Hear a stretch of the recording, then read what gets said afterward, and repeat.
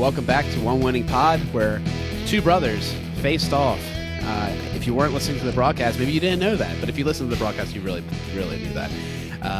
And yet again, John Harbaugh wins, being his brother for the third time on Monday Night Football on the West Coast in LA at SoFi, a stadium that was used just the night before for the Eagles-Rams game. Pretty wild to have two games in 2 days at the same stadium. Something in the NFL, I feel like that's pretty unique.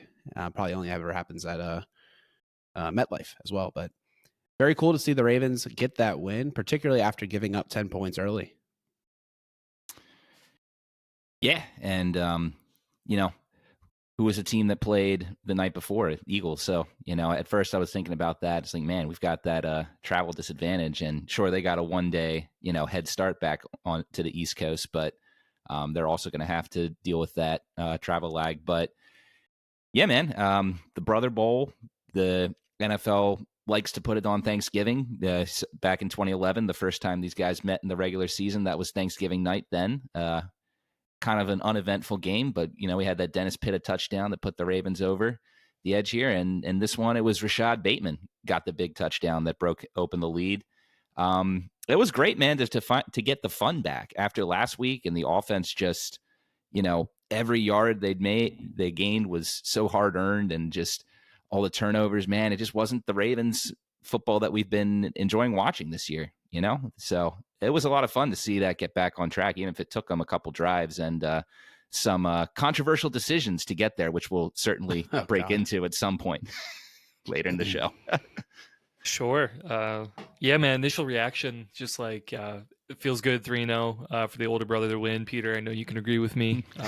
It's always good to put your younger siblings in their place. So it was quite funny because my middle brother did ask me to watch the game with him that night. So yeah, I just gave him a little bit of ribbing in there.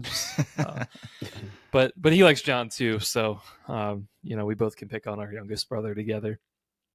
But yeah, man, you know what's crazy? I don't know if you guys have thought about this, but I just had this thought the other day of like, everyone talks about how the Ravens and Steelers are like mirror images of each other, right? Very similar franchises, very similar in like how they want to construct their teams, and pillars of stability and things like that. And it feels like the last couple of years, like there's just, I mean, nobody can really like point to it, right? It's like for whatever reason, the Steelers just have our number. Like we just play like absolute crap. It seems like the Steelers just like know how to play more physical, like, just know how to like make the plays like in these games, and they've just come out ahead. Like we watch that game together, and it's just like that. I feel like there was never really a point in that game where you're like, yeah, the Ravens are like in control. The Steelers just always were. And then I look at the Chargers team, and I'm like, you got a same Harbaugh on, like you got a Harbaugh on the other side. You've got a very similar, like, albeit like not exact roster, but like you see all the number of ex-Ravens there, players and coaches, like still like strong offense built on the run game, strong defense that was tackling really hard, playing really good. And I mean, you kind of saw that like even in the first quarter, these teams are very similar to each other, right? They're playing like this. But in this game, I feel like, I mean, I'd love to hear from you guys, but for me, like I was a little down in the beginning, but it was also one of those, like, I just felt like the Ravens were kind of in control of this game. And, clearly, like, even though the Chargers are being very physical on defense and everything, like they did enough to win that game. Right. And it's just like, it just baffles me. Like everyone talks about how these teams are so similar in like different ways and everything, but for whatever reason, the Steelers, we can't figure it out. But the Harbaugh, like Jim Harbaugh, like we can get him figured out. Yeah, I don't know what to do with the Steelers. I'm hoping that something changes when we play them at home later this month, or I guess in December. And it's just weird. It's a very strange sensation. But kind of going to your point with playing the Chargers, and kind of maybe talking about the defense, starting off there, the difficulty they had on the first drive set me off in a bad way, right? Never got the third down. They just walked right down the field. They scored 7 points. I'm like, are we really going to do this again? I'm already tired. I don't want to be up for this late game. Like, please do something to change my mind about this. I'm getting old, I'm just like, I don't want to see this. And then it got a little bit better. And unfortunately, the last drive before the half, 24 seconds, they go ahead and score another 3 points. And you're like, come on, man. Like, this is unacceptable. And then the last drive kind of ticked me off a little bit too. I know the circumstances were 4-down football, and I understand, how much harder that is to stop. But I felt like we had them. And then we committed penalties, which is like something we've seen before. And I'm just like, man, I want to see that killer instinct. So like, I left the overall impression of the game, and we'll talk about it. Like, there was good things that the defense did, or even got a game ball for that middle, portion of the game. Even though Harbowl acknowledged that he gave up 10 points and they gave him 7 at the end. If you ignore 17 points, he did a great job.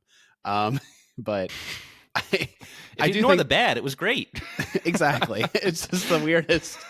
It was like the weirdest little thing. But nevertheless, I understand where it came from. They were working on the fly to replace Roquan, and I think they were experimenting with that all game long, right? And I applaud them being able to figure it out as the game went on. So the defense, it's still going through growing pains, but I can see a path that this is getting better. I can see how it might work out, but it's going to take time. And I feel like it's one of those things where, you look at 2012 and it was the offense that peaked. The defense was always kind of middling, but the offense peaked. If the offense stays quite good, and then the defense finds a way to peak near the end of the season, that'll be a really, really huge recipe for success in the playoffs and give you more optimism. And that's the good news. Is like, legitimately at this point, it's like 99% chance that we're going to make the playoffs, 78% chance we're going to win the division, with the flip of us winning and the Steelers losing this week. So I'm optimistic that they can still, build this plane in the air. What you love to see is that there's improvements, right? And, I've mentioned this before on the pod. We've seen this before with Ravens units. 2013 comes to mind, 2017 to a certain extent. Sometimes these defensive units have started the season out pretty poorly, but, as the season has come along, personnel changes have happened. I think whenever the weather gets colder and, it gets deeper into the season and players aren't 100%, starting to get that wear and tear on the body that comes in an NFL season, that just plays better for Ravens football, no matter what the defense is, right? Because the defense is always going to be physical. It's always going to be hard hitting, even in years when it's not quite firing on all cylinders for whatever reason.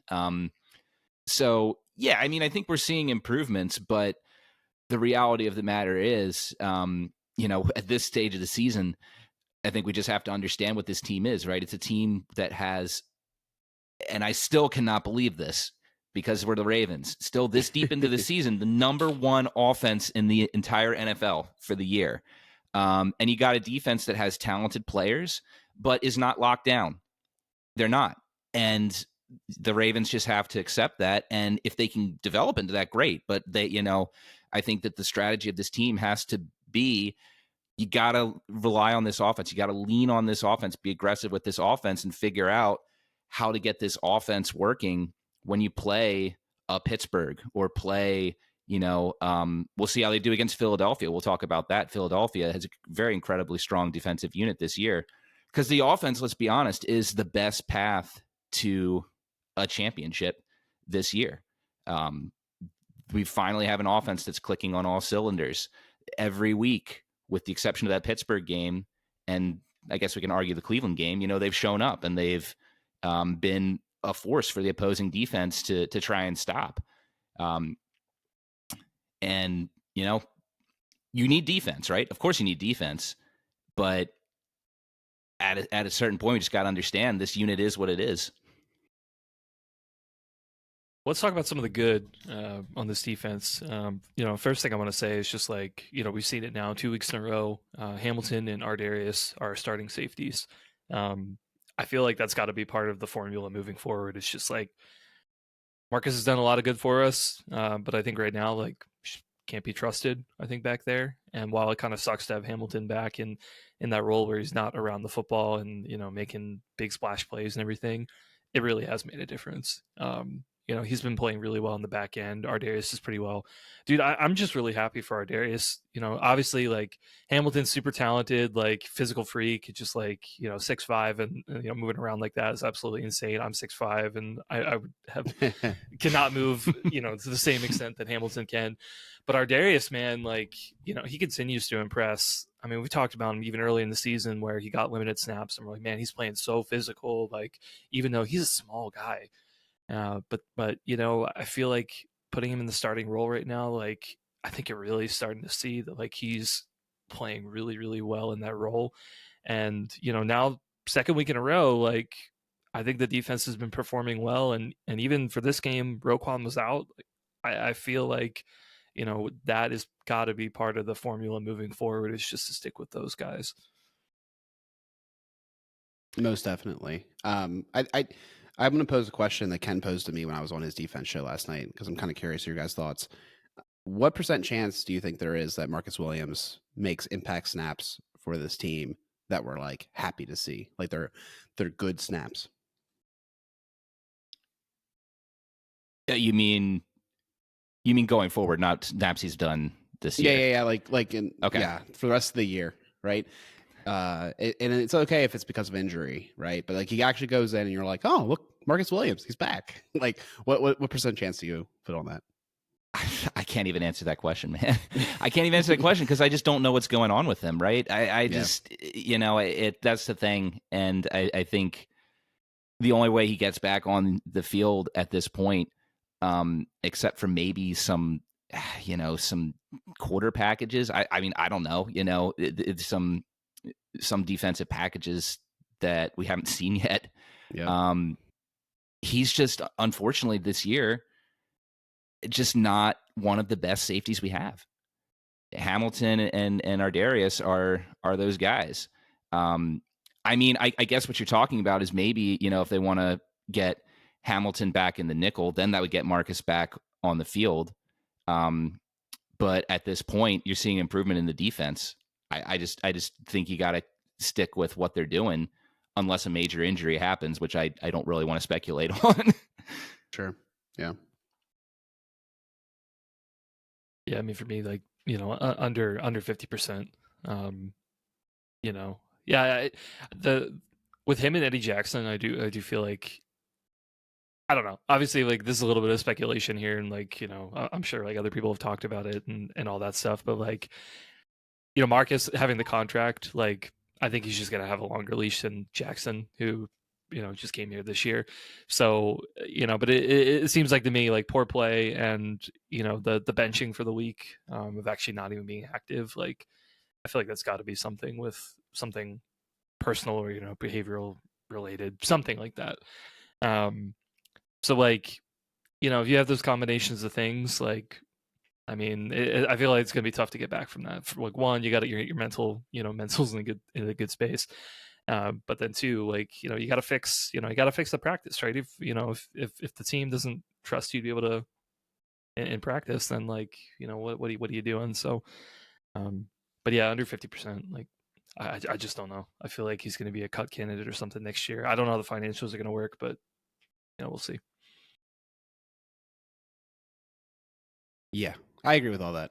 That's definitely where my head's at. I think the thing with Marcus Williams too that's kind of frustrating. I think Chris, you said so well, with being the headspace can't be right. Like, we don't have any intel on this, but surely something's up with just his confidence, and I think confidence is a huge part of performing well in the NFL. Everybody's so good at the sport, clearly, because that's how they got there. But without confidence, I don't see him playing to the standard we need. So I guess we'll see. Hopefully no injuries, but they are so thin. I don't think they can cut them this year. They just don't have any depth. I mean, like, legitimately, like, you go to Bo Braid, you're going to go to Stussy Kane. Like, that's not happening. I heard that May got released, so maybe they can go get him. I don't know if he got anywhere. Marcus May. Well, I mean, so I will say this. I think that, if there's an injury, I think Marcus is the best option that you have in a limited set. The Chargers got him. Sorry, Chargers got Marcus. Well, not Mack. Marcus, but Yeah. I mean, just because he's been there, he has a culture. Sure, it's a different system than he was successful in, but I mean, as little as he's shown this year, I just don't see how putting a late round rookie in there in high pressure situations in a playoff push would be a better move than putting a vet back there who at least has the past experience, even if it's not showing this year. So, but again, hopefully not something we need to get to. But yeah, I mean, in addition to the secondary, we had some more replacements. You talked about it, hinted at it earlier. Inside linebacker rotation with Roquan Smith unfortunately out. Christian Welsh got the start. Didn't get many snaps after that. Saw a lot of Chris Board and quite a lot of Malik Harrison. Career high in tackles for Malik Harrison in this game. Quick trivia time. This was the most tackles Malik Harrison had in a game since what game? National championship game. I don't know. 2020 versus the Colts. He had 11 tackles. No kidding.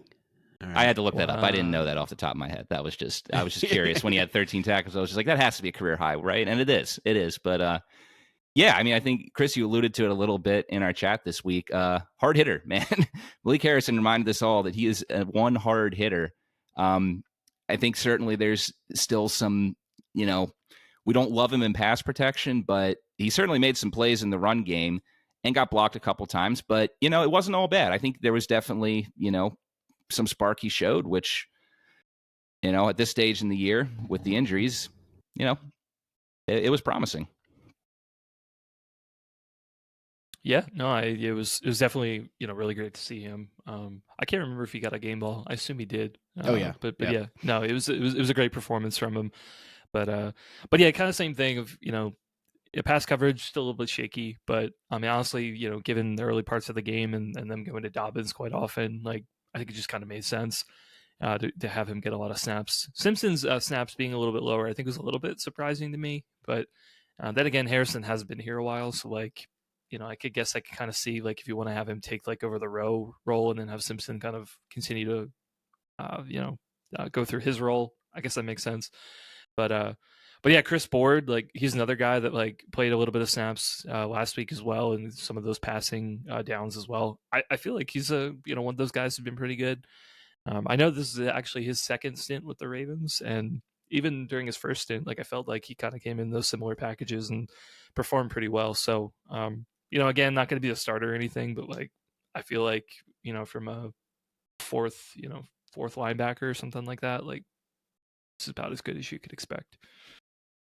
I was tremendously surprised to see Welsh out there as a starter, and then it didn't take very long for them to move away from that. He never saw any more snaps after the first half, and I was very surprised though that Simpson basically had a lower snap count than he had in any of the games with Roquan. Very fascinating that happened. I wasn't surprised that Harrison took so many snaps. I thought that he might like be the Mike and kind of keep Simpson in a similar role and not move him around. But for Board to also get some snaps and in replacement, and I was just surprised. I don't know if it's a data point to go forward with. I would assume not. I think they will revert back to Simpson as the primary guy when Roquan's back. It sounds like he will be for the game. He already started practicing today, which is a good sign. But yeah, it was definitely really interesting. But Harrison did have a career game. I imagine it might be his best game of his, like, legitimately of his career ever, like going forward, just because of the opportunity set and the way that he played. And it was still cool to see him participating as an outside linebacker, which he normally has done when we have a fully healthy inside linebacking core. So just showing a lot of versatility in those 72% of snaps. And yeah, definitely, I thought he played admirably. Anything else you want to hit on the defense or move over to the offensive side of the ball? Oh man, there's a couple things for sure. Like, I guess like the big thing is Tre'Davious White did play more as advertised, 52% of snaps, but it wasn't fully at the expense of Stevens. He was still in at 78% of snaps. The Ravens are using a 4-corner dime now, and they're using Stevens on the inside. in that formation. So it's interesting to see how that's been playing out. They're still kind of doing a down or a drive by drive substitution with Stevens and Tre'Davious, and I think that's reasonable given how both of them are playing at the moment. And I just want to continue to say, as we talk about the corners, I'm really getting high on Nate Wiggins. I thought he had one of his best games of his career so far. He really flashed his speed as a weapon and his ball skills. I think that he's going to be a huge part, and I'm still trending towards thinking he should get 100% of snaps. I understand why that's not happening, but I fully anticipate next year him being a actual true starter at corner and not getting off the field. I'm loving what I'm seeing so far.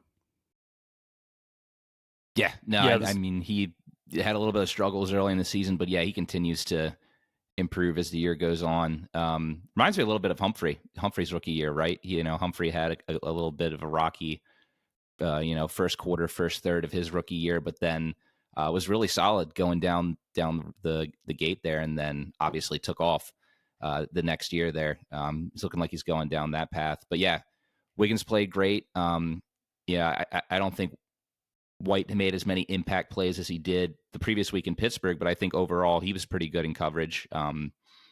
Very surprising these first two games, how well he's played, given the fact that he was, essentially set to be released by the Rams before the Ravens, jumped in and made that trade. So we'll see if it continues. Good signs right now, but it's only 2 games. So, but with the struggles we've had in the secondary, any positive play is welcomed. Absolutely. Oh, man. I was going to say, agreed with Wiggins, Alec. I think it's a great point. I feel like his, still in some situations, I think he can get some penalties, but I do feel like he's kind of cleaned it up a little bit. Just being physical without being overly physical and, getting called. So, I do like that. Tre'Davious White, love to see more snaps from him. And if and when Millette gets healthy, that'll help on the inside, kind of give you a little bit more flexibility of where to play Humphrey and all that. But for right now, I feel like this is I feel like the secondary is kind of in a good space right now. Yeah, you could certainly do worse. I'm liking what we're seeing with the safeties and the corners and the way it's starting to gel. And it definitely feels like you were mentioned with Millette. I too think there'll be a spot for Millette when he's healthy, but I do think that might require an injury because unfortunately, he can't play on the outside, and I like that, having that option with JAD. And I don't know, but I do think if he's available, he would be an obvious fourth corner candidate, maybe over Stevens in some packages, depending on their personnel packages. But I don't know. I hope that he comes, is healthy and can contribute to the team, but I wouldn't be shocked if he gets squeezed out somehow. And I just don't know. I'm legitimately just don't know which way they're going to go with it. I'm curious because, they're going to have to start making some tough decisions on that, just by numbers. So, I guess as one last thing I'll say is we really benefited from J.K. Dobbins getting hurt. Unfortunate for him, but that offense really stopped moving once they didn't have a good running back. And foreshadowing, we're playing the Eagles, who have a really good running back this year. So, and I don't want to see anyone get hurt. That'd be sad for the NFL. So therefore, keep an eye on that when we talk about the defense, that matchup. The offense, they went for it on 4th down 3 times. They converted 3 times. And because they converted it, everything's great, right? Off to you, Peter. Look, man, I thought that, whether you liked it or not, I think it's undeniable that was the difference in the game, right? If they don't convert that first one, they're still down a field goal. You got to punt the ball back. With the way the defense was starting out, they were starting to get their groove, but, are they necessarily going to hold the Chargers? And are you going to be down 2 scores going into the halftime? Sure, they would get the ball first, but, it's hard to tell what would have happened game script wise there. What I will say, I think it certainly seems that our fan base is kind of split on this. And I did listen to a little bit of local sports talk radio because I was kind of curious what the reaction would be. And to their credit, to their credit, they stayed consistent. They were like, they didn't like it.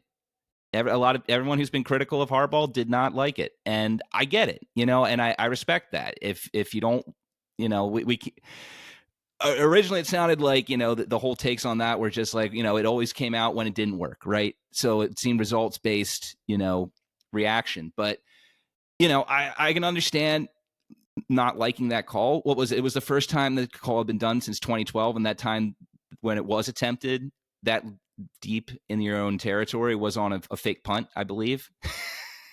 Yeah, that's what we saw. I don't have that stat in front of me right now, but that's what I remember seeing. Look, I think with all of this, it comes down to matchup, and the Ravens offensive line was winning all night against the Chargers front seven. You try this against the Steelers last week at that territory, it more than likely would have failed. Right. But the Chargers, they have a good defense, but the Ravens offensive line all night was able to do what they wanted to do, pass protection wise, run blocking. In this matchup, I think it was the right call. Now, again, if this is divisional round against Pittsburgh or Kansas City, I don't know if you call that. I don't know if that's the right call. But with this game, with the way the matchup set up, I think it was the right call, and that's not just because of the results. What do you think, Chris? I mean, like I said earlier, when I was watching the game, the first quarter wasn't the best. We were down a little bit, but it didn't feel like we were performing well enough to be able to really get going. So to me, I think it was a gutsy call, but honestly, I feel like it was the spark we needed. And then once we hit that, it was just a no-brainer. I think at that point, it became really clear that, we were scoring touchdowns. They were settling for field goals. So, to me, that's a winning recipe. You don't want to give, you don't want to take away the opportunities that you have to be able to score those touchdowns and then have, them turn into more field goals for them. Obviously, it shifts the math, but it was a little gutsy. But then again, I think some of the best plays that we've had have been really gutsy calls. I know we can't see it in the back, but the Lamar 4th and 2s over there. Yeah. So, I'm fine with that. So here's my journey with this call. Oh, man, we're going on a journey, guys. Get your backpacks. Yeah, we're going on a journey. It's going to be at a spiritual level. So we go on, and it's 4th and 5 at the 21, Baltimore 21 in the first quarter, and we punt. And the Ben Baldwin 4th down bot said, medium, go for it. And I was like, wow, 4th and 5 at your 21. It's like medium, go for it. Huh. I guess the bot's still working all right on Blue Sky. And then they get to the 4th and 1. And I think to myself, yeah, go for it. For sure. Go for it. And I was pissed off that they didn't do it right away. They wait for the 2-minute warning. So then they go back on the field. We're hearing the tweets and the chatter. And I was like, ooh, they're finally doing it. Let's go. I'm excited. And it works. And that's always good too, because I just can't with people. And with Thanksgiving so close, people won't want to talk about this. People would be like, can you believe they went? Yes, I can believe it, because the math is good. The math is good. And I want to see more offenses do this. It's like, do you also keep your retirement fund in your mattress? The math is good to maybe invest it somewhere else. But God forbid you take a risk. So I was super pleased that we went for it, and I hope to see more of it. I think it's also very transformative to know that you have 4th down available. Similar to what I was talking about on that last drive, they knew it was 4-down football. That changes the way you approach 3rd down and maybe even 2nd down, mattering on the situation. So I'm like, I want to see more of this. And the nerds have been talking about this for a long time.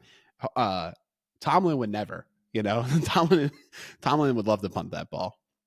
He went for it in his own territory. Against us, and we stopped him. Oh, that's good. I mean, good for him for embracing it. But he's one of the most cowardly apparently every single coach is cowardly from the math perspective, because like I said, apparently on 4th and 5, you maybe should be considering going for it. Let's make this clear. Let's make this clear first. Okay. I do not advocate the Ravens going for it on 4th and 5 on their own 21. I advocated for them going for it on 4th and inches when their offensive line was pushing back the Chargers defensive players 2 yards right when the ball was snapped all night. That's what I was arguing. I'm not going to actively advocate for that, but You're interested. I'm 4th down curious for sure. Definitely interested. Yeah. But I thought it was great. I think going for it there made sense. I was super happy they went for it on 2 when they were up by 7 to try and make it a 2-score game like that. It didn't work out, but I think it was a fine play call too. Everything about that was fine, just didn't end up working. That would have been awesome. I mean, that would have been super cool because then, another dub for the analytics cap. But unfortunately, because of the result-based world we live in, we'll have to wait to see for the next time that actually works. But I think I'm really happy to see them pushing the envelope with such a highly efficient offense. When you have Derrick Henry and you have Lamar Jackson, you should be taking more gambles because they're going to pay off more often than not. All these models are built off average NFL team, and we are a historically good offense, and we could be even more historic if we push the envelope. So I'm here for it. Yeah. One caveat I still want to make sure is clear here. I think, like I said, I liked it in this game, but I could still see this happening where, this comes back to bite us if we do it at the wrong time with the wrong play, at a critical time in the playoffs. So I just hope that the coaching staff continues to also, look at the other factors here as well when they're going for it with these decisions. But, it worked in this one and gave us just another highlight reel deep throw there from Lamar Jackson to Bateman, man. Monken was trying so hard to get this connection going last year, and it was close. It was close at the end of last year. Still wasn't there, but man, we're seeing a lot of this with this Lamar to Bateman connection, man. And man, the play in this game was one of the more exciting ones. Yeah, good on them. It kind of reminds me of Alec, what you were just saying about the results on 4th down, kind of like go for it more often than not, and the results will kind of come. I feel like that's kind of like Bateman here, in that he's got a lot of talent. Yes, like there are some drops, and there are a little bit of a concern, but I felt like they kept the faith and were just waiting for that one big play, and they were rewarded for it. In this case, it was a great catch. Obviously he had to try and battle the corner's arm while he's trying to corral in the catch, and struggled with that earlier. I think there was one or two where he had the drop in those situations, but here he was able to make it happen, and it was a huge play for us. So I love to see it. It feels like now that we've kind of figured out where Bateman fits in this offense. He's not going to be that wide receiver one guy is going to catch 5-6 balls a game every time. He's going to have some drops, but I think he's going to be good for a couple of big catches, either drive chain movers or in this case a big play to touchdown. Yeah, I think it was cool that Mark Andrews does the sneak on 4th down and gets a conversion there. Then we see Zay flip the field on that zone beater. And then you see the Bateman catch that you allude to. Peter, 40-yard catch for a touchdown. I was stunned to find out at the end of the night that I did not cash my parlay, where the only thing missing was 7 more yards from Bateman. I was like, really? He got 40 and 1 in the first, or in the second, at the end of the second half. I was like, surely he's going to get 10 more yards. That did not happen. Well, who else didn't cash their parlay was that ref who initially yeah, I know. Said no touchdown on that clear touchdown catch by Mark Andrews. That's right. That busted his parlay. I guess he had the under or something. Truly. So I was astounded by that, but man, I called it at the beginning of the game. A few people were also calling it with Bateman because of his zone versus man numbers. And yeah, he had that performance. Zay, man, he's just so good. Not only was he able to flip the field with that zone beater, but he also just had that nice toe tap down the sideline. I mean, the guy just he's the number one receiver, man. He's the real deal. He's good. Can't believe we have one in Baltimore. And then and honestly, I feel like Bateman, man, he's right in there in that malaise of very high quality receivers. Jacoby Myers comes to mind as like a comp, so to speak, where like no one's like going nuts, like, oh my God, we have to get Jacoby Myers on our team.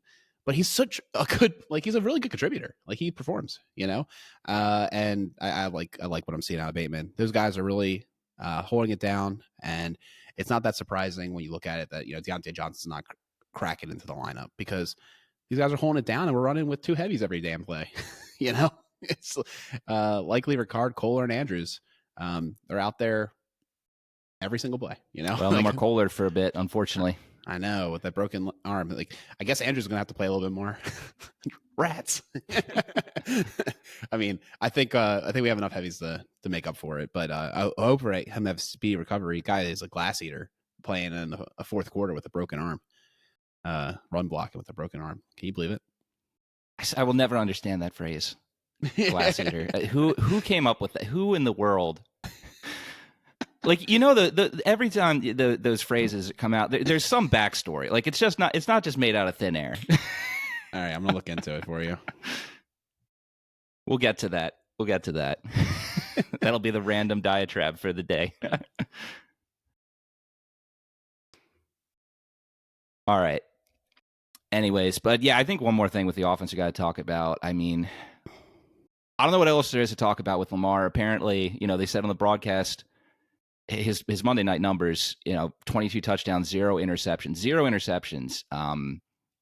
Just incredible. Kind of the anti-Flacco in that sense. Remember, Flacco never played well on primetime games unless they were in the playoffs. And here's Lamar just playing his best football on primetime. Incredible. I don't really know what to say there that hasn't been said, man. He just continues to do it week in, week out, whether the guys around him are doing it or not. And Derrick Henry got him back on track, 140 plus in this game. We were looking at this Chargers unit and defensive unit, and we were looking at them, and like we said, a lot of talented players. They've done well. Their schedule was a little suspect, and Cincinnati was able to get some points up on them. So, we thought there might be a shot, and Lamar and Henry were able to do their thing. Always great to see Henry with 20 plus carries too. That is that's the recipe. Yeah, they kept going to him. He was making it happen, and no shock to me. It makes sense. Apparently, it's from the circus. A glass eater was a performance from the circus. I should have guessed that, man. Yeah, they've been swallowing swords there too, and just putting people in the paths of tigers and Yeah, of course it was the freaking circus. They're able to endure pain. That's what it's all about, apparently. Yeah. Do we want to do MVPs? I think so. Talk about the Eagles? Yeah, let's do that. All right. I'll jump in then. Mark Andrews, man. Mark Andrews, tough catches that hip, the one he got on his hip to set up that first Lamar touchdown. It was clearly a touchdown on his grab, but that was a great leaping one there. He was able to secure the ball, not the easiest to grab. Just continues to get healthier and be a really consistent part of this offense when his number's called, and just be a team guy. Nice. Yeah, I'll give mine to Zay. Alec, you mentioned that play earlier, the 22-yard catch to be able to set up that score at the end of the first half. I thought it was just a huge play. It really helped shift momentum. And while we did give up a field goal just a few seconds later after that, I do feel like going into halftime, they had the momentum that they needed. For sure. I'll give it to Justice Hill. We didn't even talk about it. That 51-yard run was able to break away and not get caught from behind, score that touchdown that sealed the game, and just continues to be a nice change of pace back. He got another 6 or 7 yard run up the middle, change of pace that was effective, and just he's just a good player, man. He's a real deal. And it didn't occur to me, but we paid him more money than either Dobbins or Gus got in free agency, and it really kind of shows what we think of Justice Hill, frankly, and I think he's performing. It makes sense, but it is a little bit of an interesting piece of context. All right, let's talk about Philadelphia, and to talk about it, we've got Phil to join the show. Phil, welcome to the show. Hey guys, how are you guys doing? Too bad, man. Not too bad. It's crazy. We had you on back in 2020 for that game, and man, this is a very different Eagles team that we're looking at Yeah. over here just 4 years later. Yeah, it's crazy. Yeah, time flies. Hey, Jalen Hurts was very raw. Yeah. It's a little bit different now. So yeah. Well, yeah, let's talk about it. You guys are kind of ranked 5th right now in the league. You got Hurts performing well. The big addition of Saquon Barkley in the offseason. He's been an absolute MVP candidate for you guys. And then a defense that you just keep adding. Players I just can't believe fall in the draft. You just people fall in the draft and Philly's like, oh, yeah, we'll take them. Right. They're always willing to step up and just take them. And we've got the draft nerd alert. They're working out great. Like Cooper DeJean, just fall right in your lap, and you're like, yeah, I'll take that guy. Yeah, yeah. I don't know. You know, the last 2 drafts, I'm like, what is the NFL doing? To be honest, it's you know, we got Jalen Carter. Kind of. I mean, I get the issues with Jalen Carter. You know, a year ago, I understand. I mean, even a year before that, Jordan Davis. We got Jordan Davis too. There's been a couple of times in the draft where I don't know what the NFL is doing. Just get the best player off the board.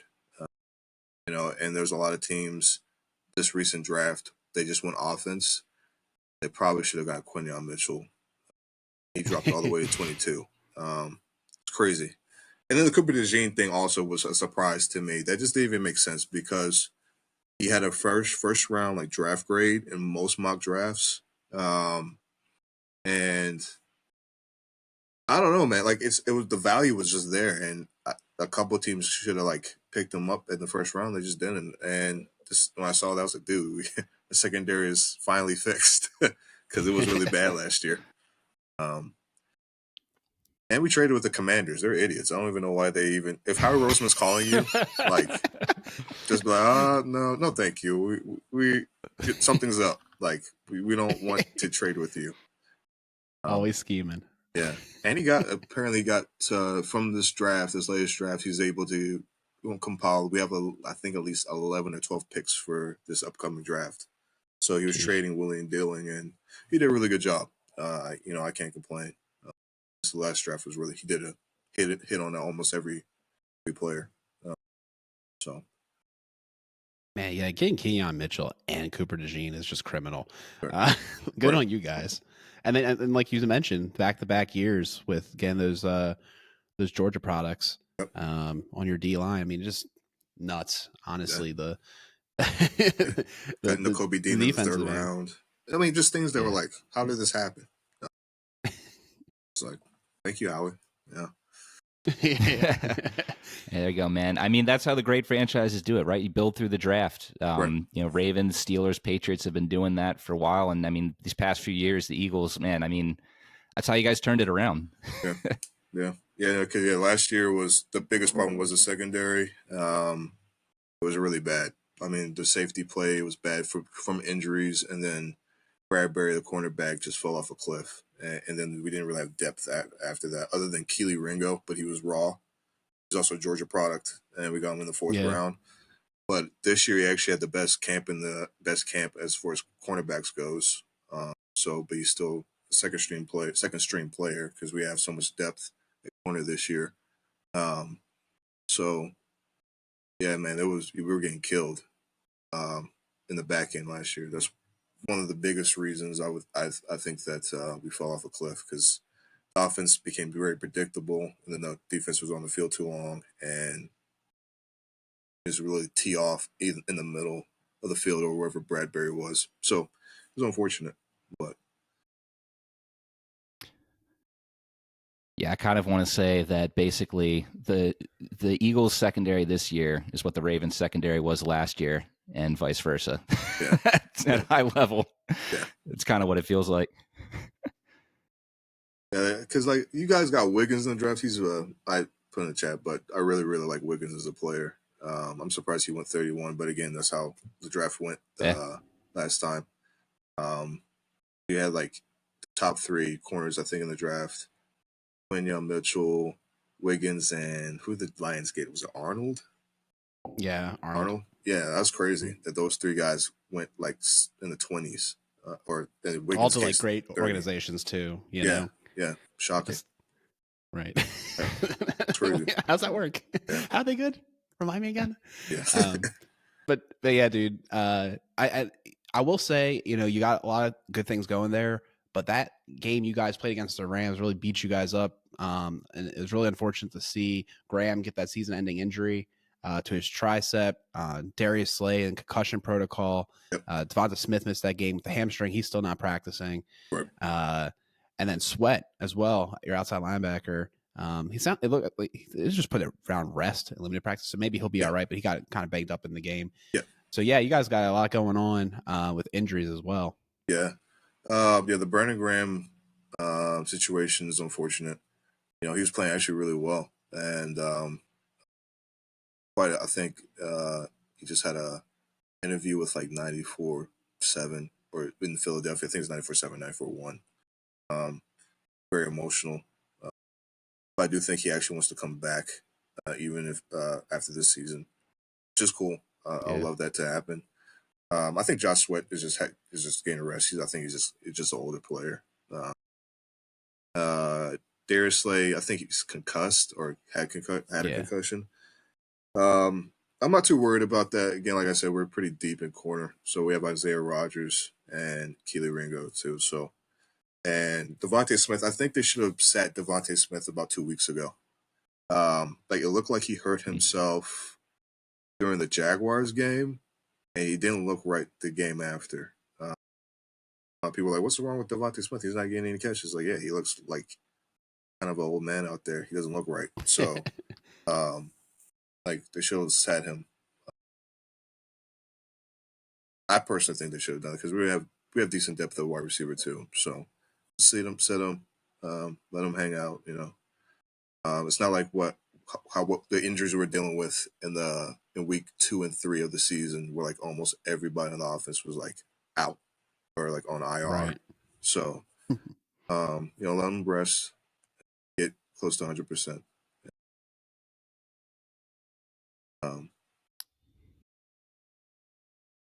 Well, if we're talking about the Eagles, guy, talk about Saquon Barkley, man. Talk about a guy who is healthy, very healthy.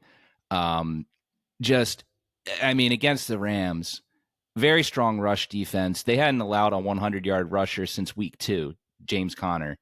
And not only did Saquon break 100, he broke 200. Right. Career high for him, if I'm not mistaken. I think that's what they said on the broadcast. Yep. You've got to be thrilled to have him. We're obviously thrilled to have Henry, and Saquon has played one less game and has more rushing yards on him than on the season now. I mean, he's just been a revelation for you guys. Yeah. No, I mean, the biggest thing we're missing, so in our Super Bowl run in 2022, we had Miles Sanders, and Miles Sanders could catch out of the backfield. And we were missing that with DeAndre Swift. I'm not saying DeAndre Swift's a bad player. He's not. He's very good, but he's not a threat out of the backfield. And every time we put Kenneth Gainwell in the game, it was obvious that he was going to be probably like a catching option, or like there was going to be like a screen, which made it predictable. So one, Saquon Barkley is just amazing. I thank the Giants for being morons and letting him go. And I just couldn't believe that we got him. There were rumors that the Eagles wanted Derrick Henry and Saquon Barkley. They were like, hey, let's get both of these guys. Because they have the money. They still have a lot of cap space. Man. Glad they didn't do that, but that would have been Yeah. insane. There was rumors like, hey, we should get both of these guys. I don't think that would have worked. Quite frankly, that would have been crazy. No, it wouldn't have. Yeah, but I don't think the second one would want to sign at that point. yeah, Like Yeah. they would acknowledge it'd be cool, but they're like, come on, Yeah. you know. Yeah. Be on an unstoppable Madden team. You got those two and Hurts back there. Let's play the wishbone every time. Yeah, right. But so yeah, man, it's been awesome. I mean, it definitely helps that our offensive line is amazing. I know like a lot of people before this year were like, oh, Kelsey, they lost Kelsey. Well, man, I kept telling people Jurgens, who they replaced him with, he's really, really good. he's better than Kelsey because he's just he's a bigger center. Like Kelsey was undersized, so Right. they just have a crazy offensive line. And the Jets kind of did something stupid to let Mekhi Becton go for free. So we got Mekhi Becton for $1 million. And the depth on our offensive line has been pretty good too. When we didn't have Malata for a while, we had Fred Johnson playing. He was good. We have Tyler Steen when Mekhi Becton was hurt, played well too. So it's been like a tandem. It's also, to be honest too, that Jalen Hurts is a threat to run. So it really puts linebackers in like peril because they're like, okay, if I key on Saquon, then Jalen Hurts will keep the ball and run. Or if I key on Jalen Hurts, then Saquon's going to run. So it's like you got to pick your poison. And then if it's an RPO where it's going to be a pass, then again, it puts the linebackers, especially in peril, especially in the middle of the field. So it's definitely like it's a great marriage for everyone involved, basically. So pretty happy with it. Bill, one thing I wanted to ask you, and you kind of brought it up that you got excited. The Athletic Football Show talked about it today, and I thought it made so much sense. I thought it was a really good analogy that running backs are an accelerant to an offense. So if you already got the fire, right, your offense wasn't bad before, but you add this guy in, and now it's just bombs away, similar to the Ravens, right? You added Henry. We already had a good offense, but now it's just like ridiculous. In a way, it kind of makes sense. Like, don't waste him on the Giants, like they just can't use him like that. They'll never have that success because they just don't have the right infrastructure. He's a great finishing piece. And like you said, man, the offensive line is so good. So I imagine you guys didn't have this kind of season in mind when you signed Saquon, but like, was the fan base excited that you made that move? And particularly, coming from the Giants, one of your division rivals, it seemed like people were excited for it and happy they made the addition. Yeah, I think, to be honest, I think more people were happy with the two corners in the draft, more so than Saquon. But I think a lot of people were still happy with that. We got Saquon Barkley. He's like a Pennsylvania kid. But I don't think people thought that it was going to be like this. Like, they're like, okay, Saquon Barkley is really, really, really good. But they didn't think it was going to be what we're seeing. So yeah, man, it's been awesome. But I do think people are like, oh, thank God we got Quinion Mitchell and Cooper DeJean kind of for free. So I think a lot of people were more excited about that as far as Eagles fans go. Nice. Yeah, man, it's going to be super interesting. Going back to Saquon real quick, like, I really don't know what to expect from this game, man. I mean, you look at the offenses on, both teams, and you're like you said, like mirror images, as you were saying, Phil, like the threat of the run game and having Jalen back there and just like, having to, put linebackers in peril. I mean, yeah, we know, we know all about that too. So I honestly have no idea what it's going to be like this game because, while like, you guys, I think right now on paper, like, I think the defense you guys have got is definitely better. Is it going to be like, are you going to have like both these teams like running all over each other, or are you going to like, say like, hey, they're both going to expect the run and then we're just going to like air it out all game? I really have no idea, but I just know like it's going to be a great matchup because you got two teams that, really similar to each other, built in similar ways, similar talent levels. It's going to be good. Like I feel like we knew in the beginning of the season it's probably going to be a good game, but now this up here, like, yeah, this is going to be really good. Yeah, no, I'm really excited. Yeah, I don't even know what to expect, to be honest. I don't know because like you said, like both offenses are like mirror images of each other. I think the one difference I would say is having AJ Brown on the Eagles. I don't know if there's somebody analogous. I mean, you have Zay Flowers, but he's more of a slot option. That's not a discredit to him. He's like all over the field, more or less. And being a slot sometimes makes it is more advantageous because you don't have the sidelines as an extra defender. So, but AJ Brown's like a big running back that can play. Where he's a freak. And they gave the Rams a little bit of that last game where I when I looked at the box score, I was like, AJ Brown had 100 yards receiving. Didn't notice. Yeah. because of how crazy Saquon Barkley was running. So I think that'll be an X factor, but for the Eagles, um, and then also for the Eagles, the defensive line, especially the D tackles and how Jalen Carter plays, because the last few games he's been like blowing up a lot of the other teams' offensive lines and letting all the other players eat. So, but then on the other side, you guys have Van Noy. He's a bad boy. So that's somebody we got to stop. And then if Roquan Smith plays, then it's definitely another person we got to definitely watch out for too. So Yeah, Van Noy's been having a great year for the Ravens. Odafe always really coming along too. Been a little inconsistent, but he's had a lot of great games rushing the passer. I mean, your offensive line did a great job against the Rams. I mean, I was watching that game, in prep for this episode, and I'm trying to find the weak point on your guys' offensive line, and it's not easy. Right. From your perspective, I mean, where is an area the Ravens might be able to exploit along that line? If there is one, please say there's one. The only time I've seen when there's weaknesses is when Kellen Moore gets cute and tries to do trick plays and stupid stuff. Like what was it?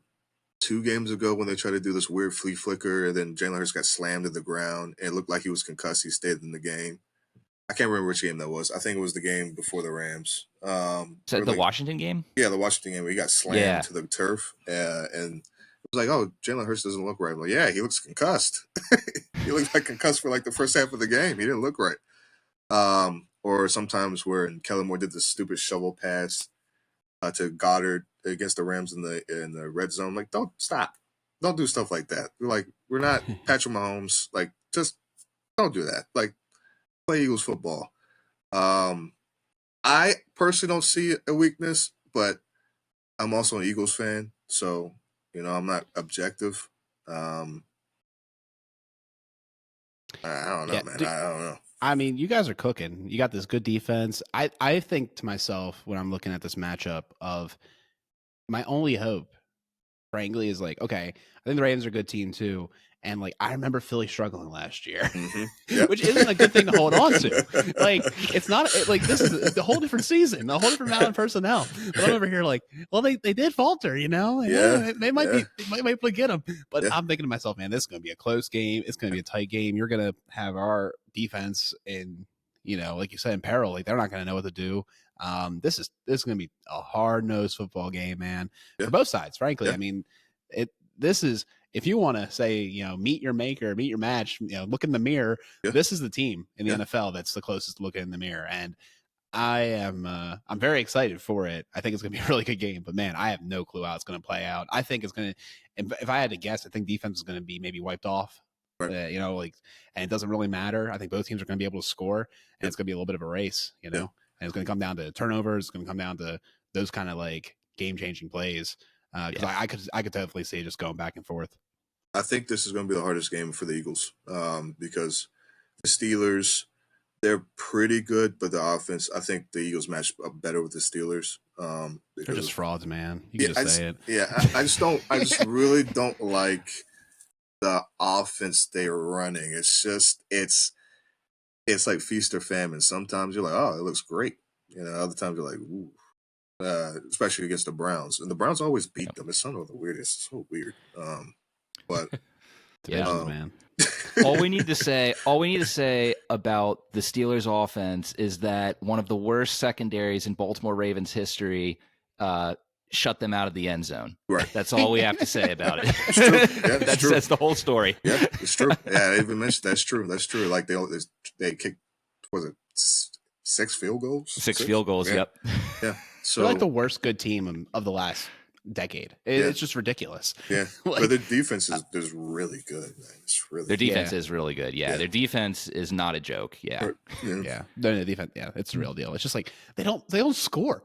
And last I checked, you have to score to win the game, but they score just enough. Every single time, just enough. Yeah. It's crazy. It's nuts. Yeah. But totally excited for this game, man. It's gonna be fun. But yeah, like I said, I think it's going to be the hardest game on the schedule because it gets a lot easier for the Eagles after this. So, The only harder game would be Pittsburgh, but then we have to play the Commanders, Dallas, and the Giants. So that's about it. Those divisional games, the record doesn't matter. You know? Yeah, it's true. Yeah.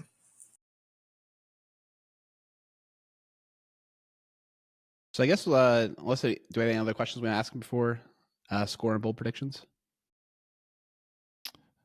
Man, Phil, I know you're Maryland, but you're a Philly fan. Mm-hmm.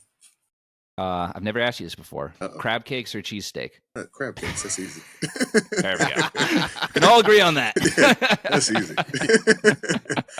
Oh man, but the cheesesteak is like one of my favorite things. I probably eat more cheesesteaks than I eat crabs before, and Yeah, crab man. cakes. Dude, Yeah. cheesesteaks are an elite food, man. But I mean, crab cake's even above that. Yeah, exactly. It's not even close. You can get a good cheesesteak. It doesn't have to be in Philly, to be honest. You can get a good cheesesteak anywhere. I know it's blasphemous to say people in Philly, but I don't care. It's true. You get like if you have a good chef, cook it right, you're good. Nice. That's true. All right, man. Well, as our guest, do you want to lay out a score and bold prediction first? I'll give you this. Apparently, the Ravens are favored by 3 points. You can also defer. As the guest, you can defer. Yeah, you don't have to go first. I mean, because also as a Maryland, got a man from the DMV, I still have love for the Ravens. I feel bad, like, kind of like going against them, but I really think that the Eagles might eke it out. But I'm going maybe like 28 to 27, something weird like that. Maybe a real close game. Make close to like with the Bengals or Ravens game. But I'm just not sure, man, because it's just the teams are so similar. That's what I'll say 28-27 because it's that's what I'm going to say. No, maybe from there. All good. And you got a bold prediction, something you think will happen? Oh, it's fine. We never hit ours. I think have we had one bold prediction hit this year? maybe Quinyon Mitchell gets his first pick. Nobody's throwing his direction, so he might not even get it. But maybe he gets his first pick this time. This game. He has 0. So, but he's been shutting down every wide receiver. All the games he's played. I think the most yards somebody's gotten on was like 30. Other than that, it's been 2 catches, 10 yards, 1 catch. Or McLaurin, 0 targets, 0 yards. So hopefully he gets. I don't know. Hopefully for him, he gets his first pick in the NFL. It might not happen though. I'm still like blown away we allowed this. So the answer, Peter, is that I have 1, Chris has 1, you have none. But Chris, man, his bold prediction was against the Cowboys that Henry would have 100 all-purpose yards. That is funny that we said that in retrospect was like, okay. That's when, Henry wasn't getting enough touches. We don't know what's going on. and I guess assuming the Cowboys didn't have the most porous run defense on the planet, as we come to find out. So that's just kind of funny. And then mine, I got the Andrews and Bateman touchdown against the Buccaneers. But man, you're right, dude. We've been struggling, and it's not necessarily our fault. I think we get close a lot of times. It just doesn't quite happen. Like you had the Zake career game. You were just off. You missed it by like 4 yards, and you missed 4 yards. Well, and then he broke the number I said the next week. Yeah, and like multiple times in a row. He's been having he had a good streak there. So, yeah, man, we're just sometimes we're just a little too soon, a little forward thinking. So, who wants to go next? I'll go with my bold prediction next. I can do that. So, we're talking about how the Eagles defense has really been shutting down wide receivers, and they're also really good against the run. But, what has that been leaving a lot of offenses doing against them? They've been throwing to the running back slot, been throwing to the tight ends a lot. I think that in this game, we're going to see a lot of Justice Hill, and I think we're going to get here a throwback game from Mark Andrews, and I'm going to put him, for 100+. I think that it reminds me, there was that playoff game back in 2011. So Todd Heap, after his injuries started, when Flacco was a rookie, he started getting phased in and out of the offense. Sort of what like Andrews is doing right here, not as much, but Andrews doesn't have as big a role as he had in previous years. But there was that playoff game against Kansas City. They just fed the ball to Heap. He had 10 catches for 108 yards out of nowhere. I think we might see the same thing here with Mark Andrews. I think that could work really well for the Ravens. As far as this game goes, I think what it's going to come down to, it might come down to the kickers. Both kickers have struggled a bit this year. You know, that could be a factor that could come into this game.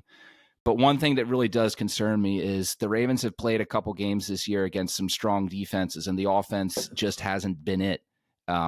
You know, Cleveland had started the spark too late against Pittsburgh. You know, Lamar played well, but no one else did. And I'm a little concerned here that the Ravens going up against a strong defense plus a strong offense. They haven't faced that this year. So I am going to pick the Eagles to win 34-28, and I hope I'm wrong. But I am very concerned about this game. And hopefully the improvements we've seen in the secondary the past 2 weeks with the change in personnel are able to limit the Eagles' offense a bit.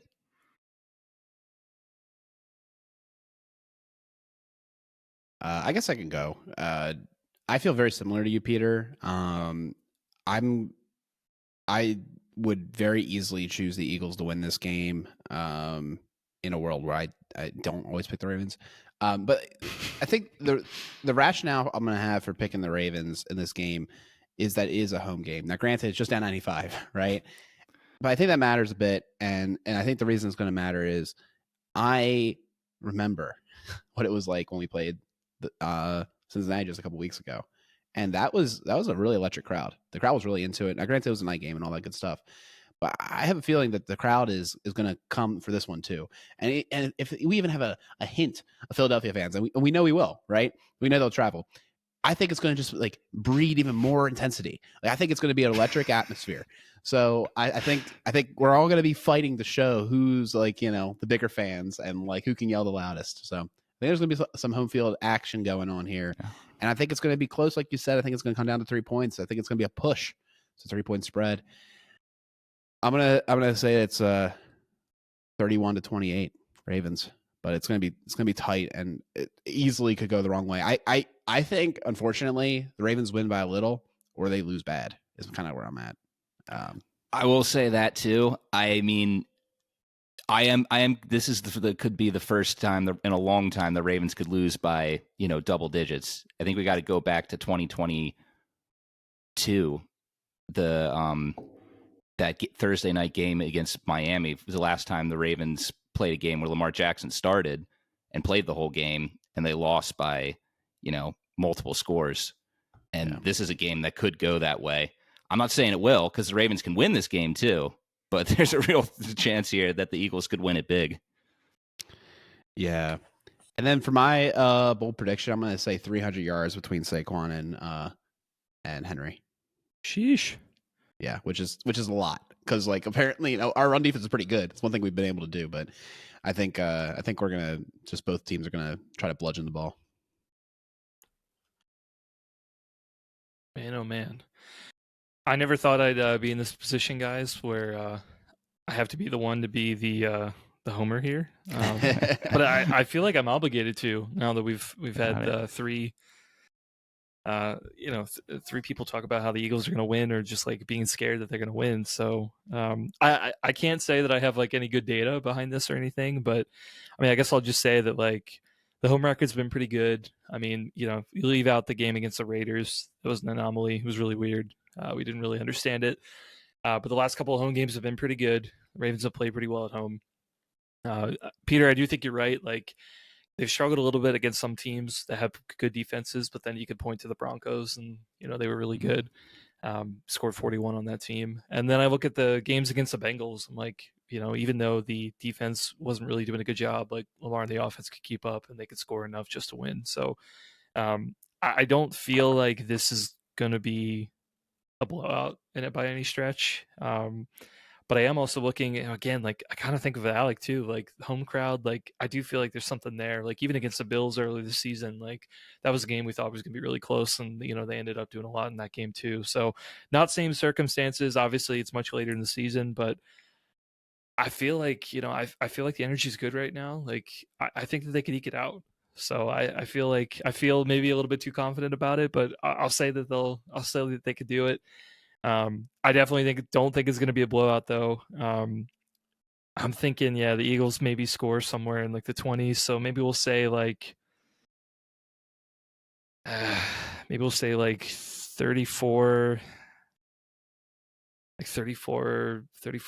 26, 34-26 Ravens. And then bold prediction. Bold prediction. Oh man. Roquan comes back and gets a pick. He's the only linebacker I think with a pick this year. One in like week 2 or something like that. So maybe he comes back and makes a big play for the defense. Nice. Jalen Hurts 1 pick since the Eagles bye. That's week that'd be a week big 5. One. Yep. Week 5. Yeah. Thank God. And I looked it up, to combat the doomer takes we're bringing in here of saying there's the possibility for the big loss. I was 1 year off. 2021, week 10 was the Miami game though, 22-10. That's the most recent game the Ravens have had Lamar Jackson start and finish a game and lost by double digits. Yeah. I believe it, man. He's like what they call good. So he'll keep you in games. That's for sure. Dude, he's good. It's Lamar versus Hurts. Henry versus Saquon. Yeah. Crab cakes versus cheesesteaks. It's going to be great. Battle of the ages. Truly.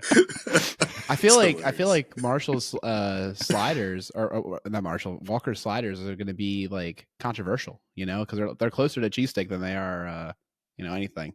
We have to have a conversation about this. Oh. These are the important discussions that are gripping the nation. Oh, too funny. Phil, man, so good to talk to you. So good to see you. I think I missed you at the last hang, but definitely hope to see you sometime soon. It's always good talking to you. Hey, no worries, man. Hopefully I see you guys. See you soon too, man.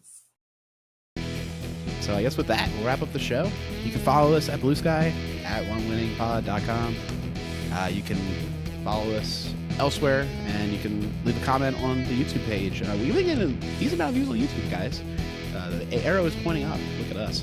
So go Ravens. We'll talk to you next week.